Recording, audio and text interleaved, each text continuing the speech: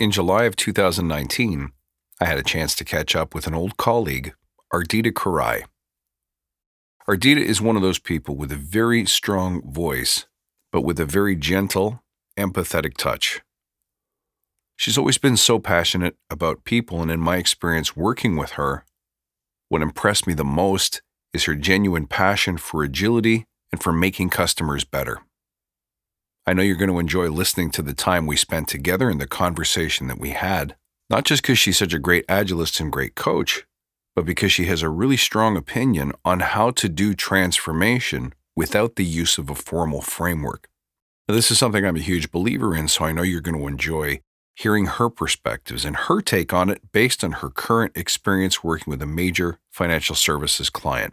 Anyway, we spent so much time talking that I've decided to break this up into two pieces. In part one, you'll hear all about how we got here and what her general take on agility and frameworks in large enterprise Agile is. And in the second part, she'll get really specific and talk about the kinds of coaching behaviors and steps you need to take to do a frameworkless transformation for yourself and your teams. Anyways, let's get started. Part one of my conversation with fellow coach and Torontonian Ardita Karaj this week on the Badass Agile podcast.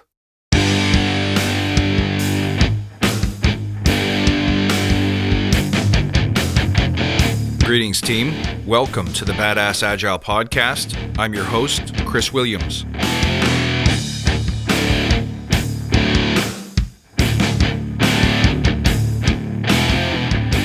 Greetings, everybody. Welcome back. I have a special episode for you today. I'm with an old friend of mine, Ardita Karaj, who I've known now maybe 10 years. Yeah, something probably. in that range.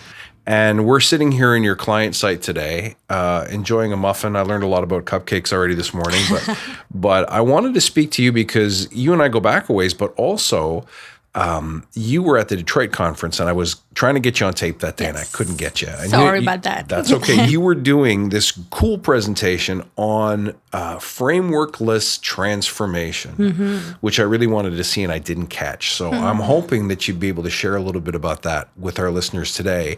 Before we do that, first of all, welcome. Thank you for being on the show. Thank you for having me. Of course. And can you tell us a bit about your background and your history before we... Yeah. So a little bit about me. I got into Agile from my experience when I was working as a developer at Alias Wavefront. So some people, I don't know if they remember that. It's a 3D software company. I remember them. You do? Yes. Amazing. Yeah. It is one of the best experiences I've had professionally, and I've learned so much, and we started doing Agile without calling Agile. So that's where I learned what good looks like, in professional environments. And I'm trying to bring that experience now even in other places. However, things change. All the good things sometimes go to an end. I left Alias Wavefront, and I was a Scrum Master at Kobo, and then I was a coach in several organizations, so too many to mention. But I'm really enjoying my experience right now at one of the banks here in Toronto. So tell me, that's wonderful, but tell me what was so great. You said you learned what good looked like. So what does good look like from an Agile perspective? It is a misconception that Agile organizations are always in chaos and changing things, and everybody is moving around and, pivoting all the time. To be honest with you, good Agile experiences tell me that organizations know what they're doing, have a clear vision, people are thoughtful, they have time to do their craft well. So when we're talking about technical debt, there's no need for that. Give developers the right time, the right goal, the right tools, learning, training they need, and they will do a great job. Right. You have a very strong collaboration with your clients. We had so many beta programs where people from our clients would be helping us, and we would co-create our next version of our product. So it is that thoughtful, intentional way of working, continuously improving, continuously looking for better ways to do things, and a strong relationship with the clients. So it sounds like they did Agile on purpose rather than let's install something that makes us faster and cheaper. Yeah. Actually, when I started there, the word Agile didn't exist yet. Wow. Because I started in 2000 and Manifesto was written in 2001. But they started doing index cards. They started doing stand-ups. We really didn't call it Scrum. We really didn't call it Agile. It was just a good practice to do. Hey, this sounds like a good idea. I heard somewhere. I read somewhere. I was at a conference and people were talking about it. Let's try. Right. Right. So one could argue that the conditions for transformation and for agility in a firm like that are better because they're smaller. They can kind of do what they want. In your case, technology was the primary business. So often when we work in places that are, you mentioned financial institutions, technology is not their primary profit bearer. Technology is, in fact, a cost center.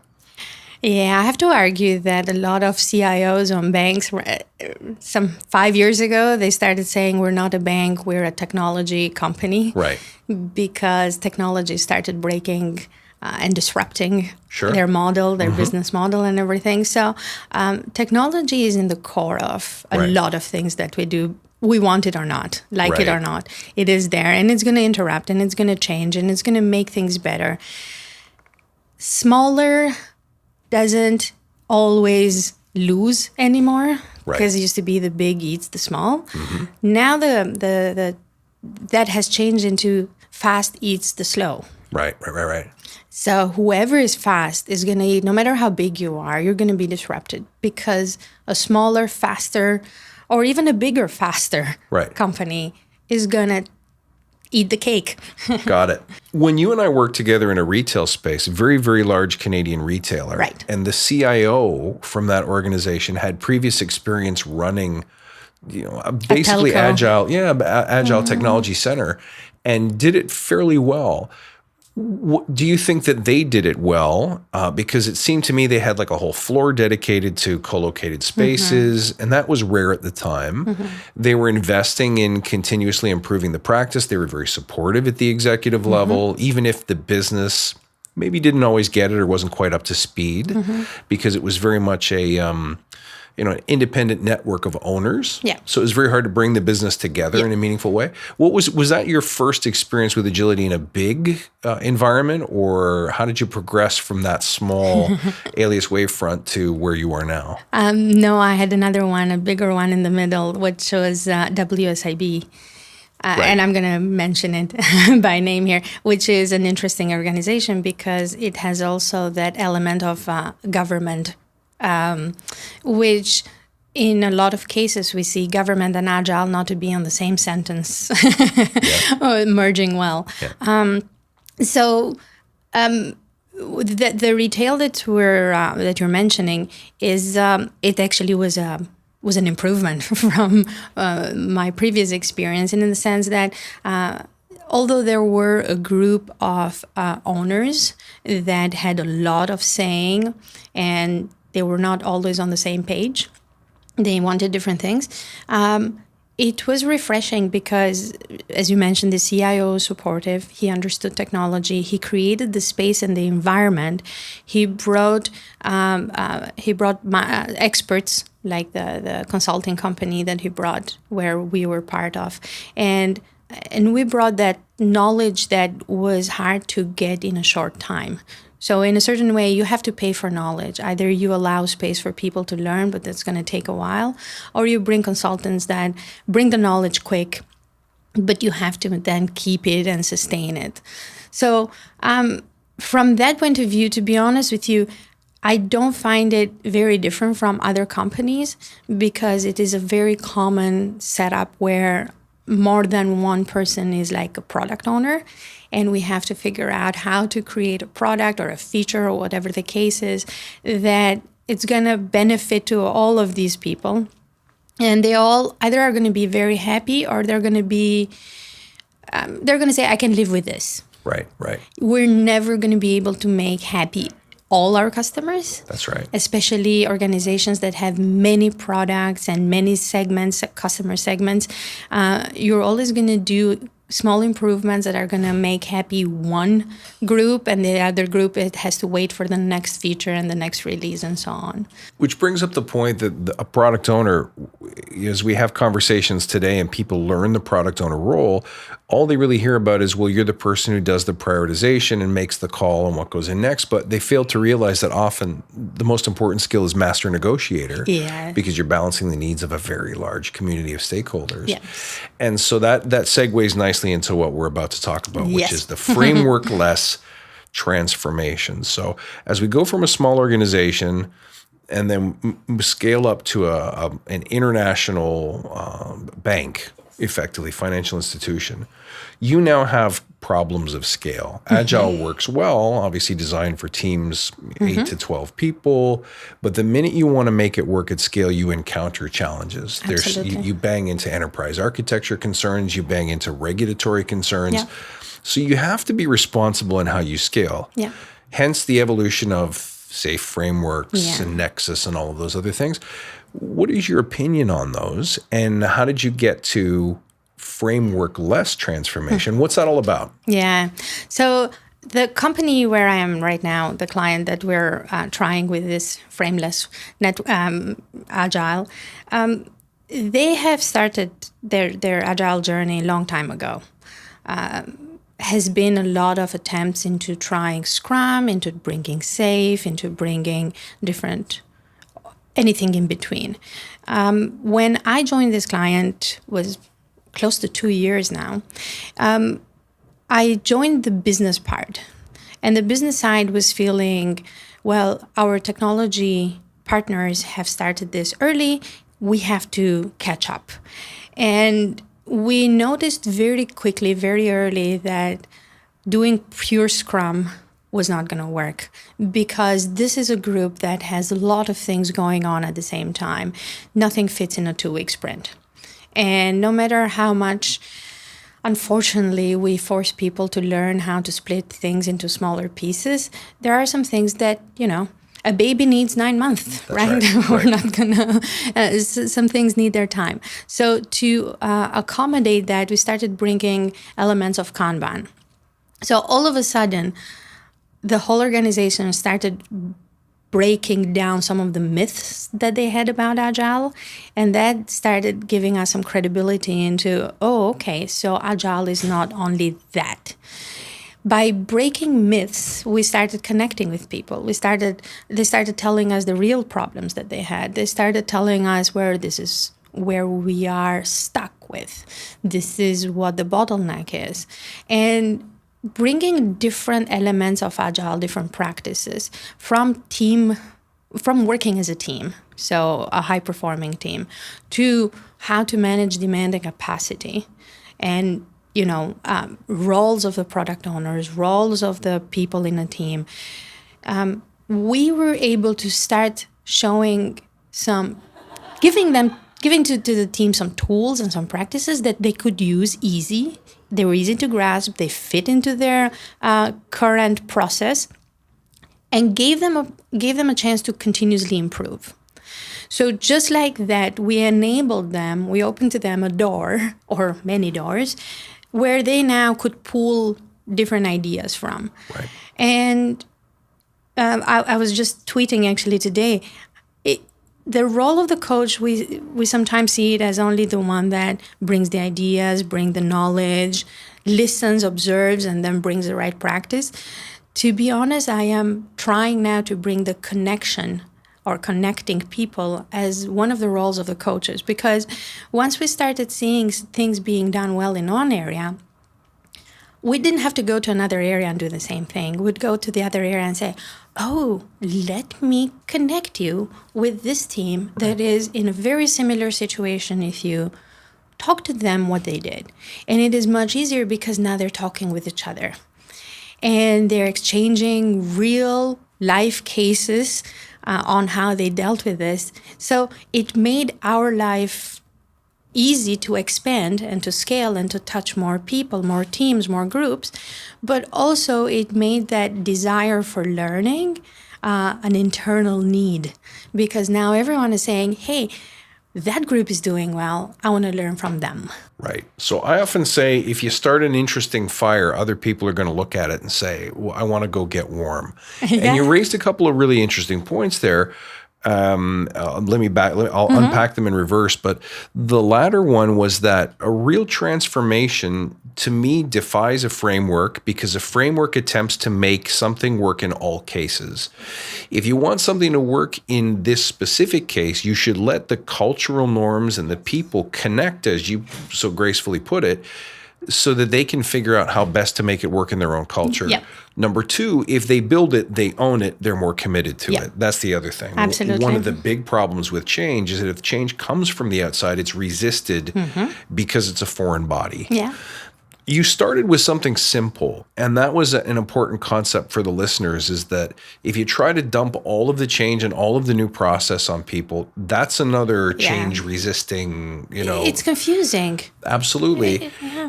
Whereas what you suggested, I want to drill in on, you said we brought them Kanban because it's simple to learn, easy to use. Start where you are. Exactly. And when things don't fit Scrum, we don't spend all of our time trying to force the old way of doing things into a new way of doing things. We simply take things that make stuff incrementally better and say, there you go. Yes. There's like a 5% improvement. What do you think? And if you let them play with it, my experience with agility is they'll go, this is great, we want more. Exactly. And then let them choose the next tool. And as a coach, your job is to help them. That's what happens. It's like going through a toolbox and saying, now you need a screwdriver. Yes. That's a wonderful way of approaching transformation. That's what exactly happened. Retrospective, right? It is a Scrum practice, but we didn't miss it. Hey, once in a while, stop. Let's do a retrospective. Let's learn how is this done. It was fun for them to hear Kanban as a different alternative of Scrum, but we didn't make Kanban to be like, oh, now everything is going to be Kanban.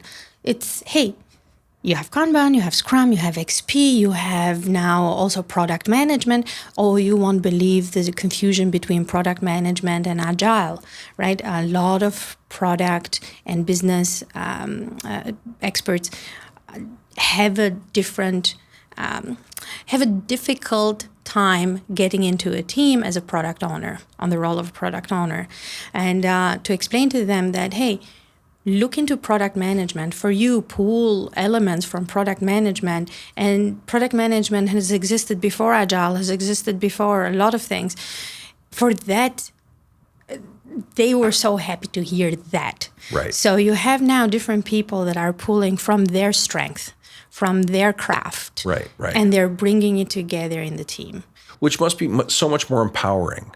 Yes. Right? Because like you already know how to do this. Exactly. I'm just going to give you some tweaks and some tuning Yeah. that'll make you a little bit more productive or happier or more sensible. A different point of view, right, on the things. Because as I said, a lot of Agile practices are read or understood or shortcut, and they come to the team with the wrong perspective.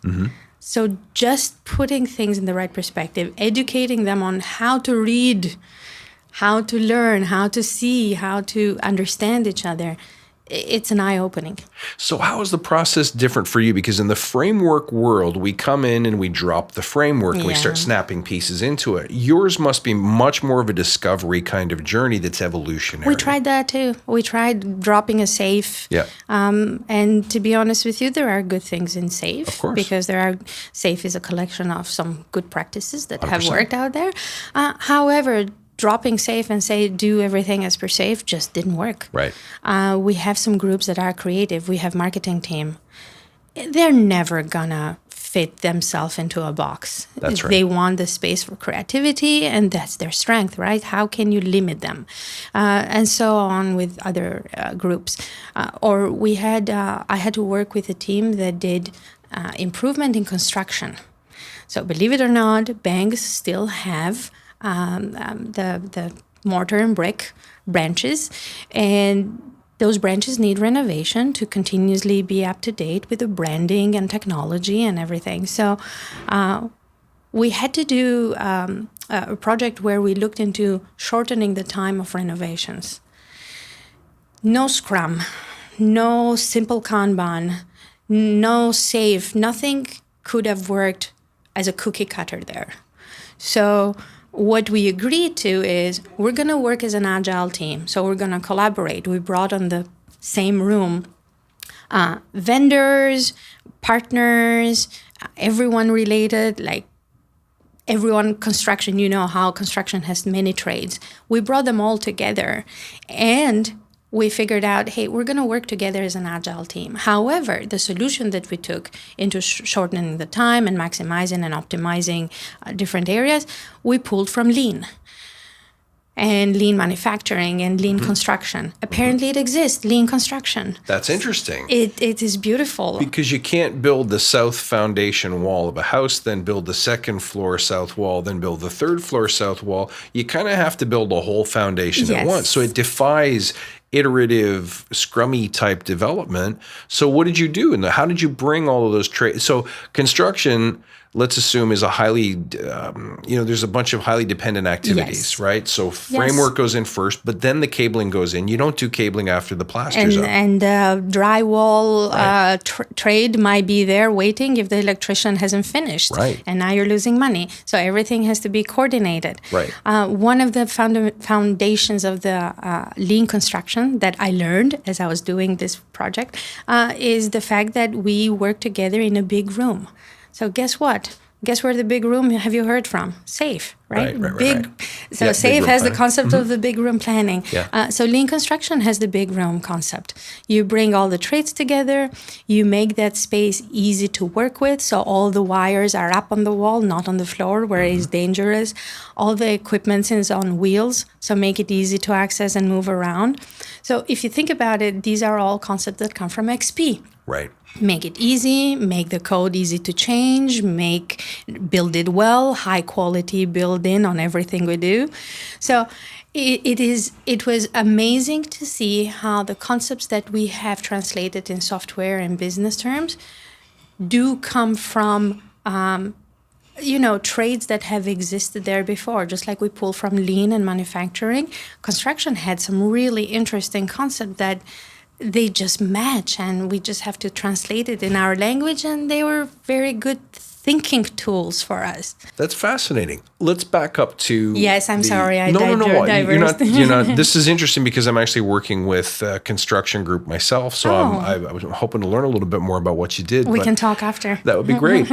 I want to know, what did the listeners miss by not being in Detroit and seeing your presentation on frameworkless transformation? Tell us about that. Ring me back.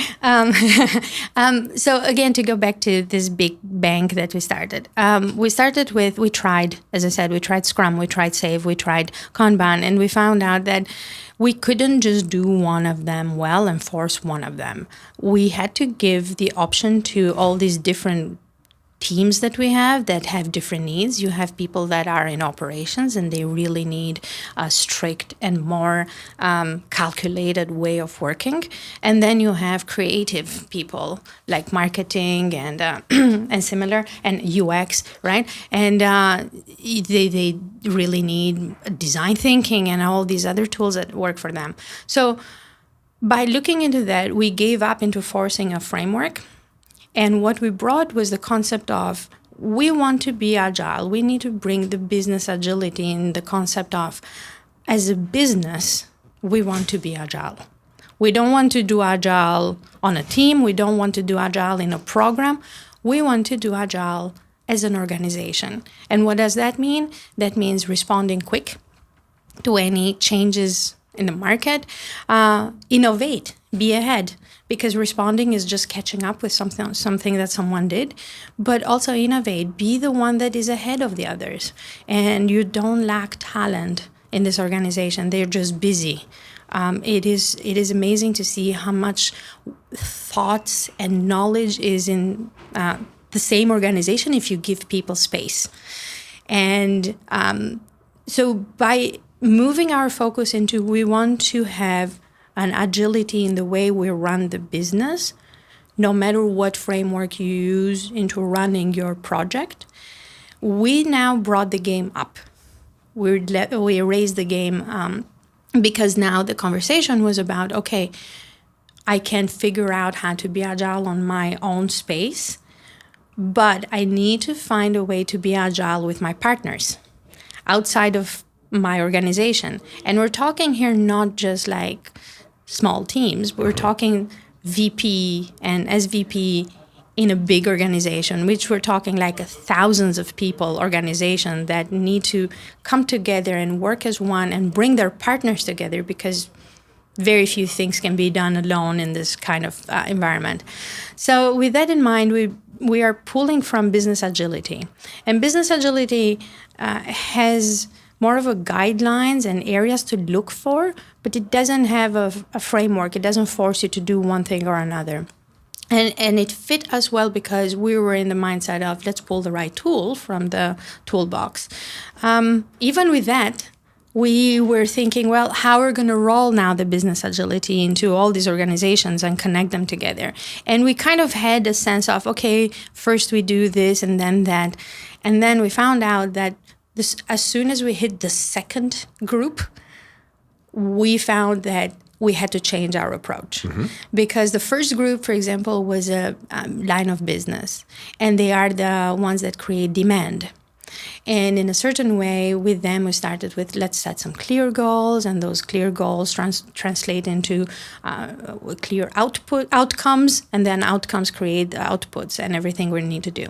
However, when we touched the second team was more like a shared service, so cut across many lines of businesses, and that wouldn't work for them. They were like, well, our goals are a lot depending on the goals of our lines of businesses. So where do we start? So we took a different approach with them and then said, well, let's start learning what is going on with you right now. Let's meet you where you are. Let's see what's going on well with you. What are your superpowers, right? What are you proud of? And then let's bring the right tools to help with the challenges that you're having. So again, that concept of doing one thing with a group and thinking that is going to work with others is constantly punching us in the face, and we're constantly saying, yep, we shouldn't do that, we have to learn and take the right approach for the right group. Folks, thank you for tuning in. Isn't she great? Be sure to tune in for part 2 of my conversation with fellow coach Ardita Karaj next time. Until then, stay badass.